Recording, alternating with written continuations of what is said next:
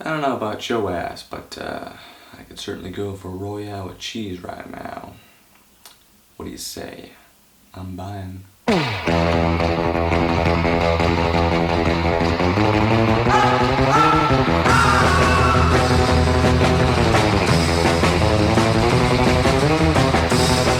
This movie doesn't even really need an introduction. I mean, it just is what it is. Hypothetically speaking, of course, because I doubt this would ever happen, but hypothetically speaking, if someone came up to me up off the street, hobo, nice lady, whatever. If somebody came up to me and asked me to describe in one word Pulp Fiction, from the English dictionary, of course, I couldn't, because this is just one of those films that you can't properly describe in a single word. It's one of those films that comes along once every other blue moon, because films like this just aren't made. You know, just point blank aren't made. And the fact that Quentin Tarantino was able to make it just goes to prove how accepting people are of certain things, you know, because some people would read the script and say, this is bullshit, I'm not making it, no one's gonna like this. Those are the kind of folks who go work on Adam Sandler movies. They got no taste. This is just one of those films.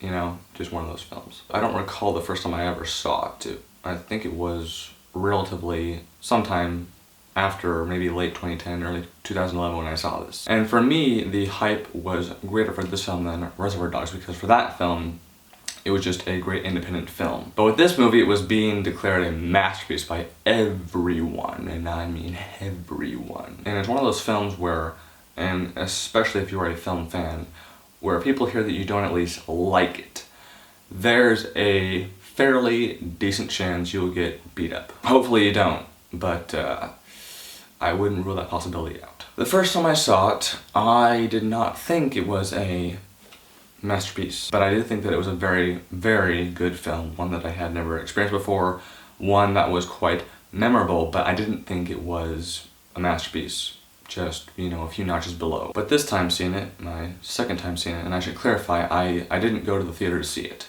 I probably should have, but reason being is because I own it on Blu-ray, and I got this recently, a couple months ago, and despite having bought it, I hadn't yet seen it on Blu-ray, so I wanted to see what the quality was like. So yes, I should have seen it on the big screen, but I opted for Blu-ray. But this time watching it, I went in looking for that masterpiece quality. I knew it was there, I just needed to find it. And after seeing it for a second time, I still don't think it's a masterpiece. There's just one little thing that really gets to me, and it's something that every single person has mentioned in the review, and it's just right there, and I just can't let it go. The briefcase. God damn briefcase. I'm not saying it's bad for a film to have an air of mystery, you know, every film should have an air of mystery about it, you know, but this still gets under my skin, and here's why. The best way for me to describe this is to talk about Hitchcock, which may seem completely irrelevant, which it kind of is, but I think you'll understand why in a second. In every one of his films, Hitchcock made a point to, at some point, have a cameo. Some directors opt for this, some don't, and the majority of them just don't. And after a while, people, you know, found this to be kind of a staple of his films, you know, they loved seeing him in his films, even if it was for 2 seconds. But it got to the point after, I don't know how many films, but it got to the point where people were so focused on finding him in his films, finding that one little cameo, that they didn't care about the story or the characters. They just cared about seeing him in his film. And in a way, it's the same way here, because despite the fact that we're not looking for a cameo, we're looking for the answer to a very simple question. What is in that goddamn briefcase? And despite the briefcase not being in the film for very long, you know, I mean, it's kind of in your head for the whole movie, but I mean, it's not physically shown in the movie that much. You still wonder what's in that briefcase. And in my opinion, you may think the same way, but for all I know, you could just love the fact that they don't show you what's in the briefcase. But in my opinion, the fact that we never see even just a glimpse of what's in this briefcase is a flaw in this film. Because once you know for a fact that something important is in this briefcase.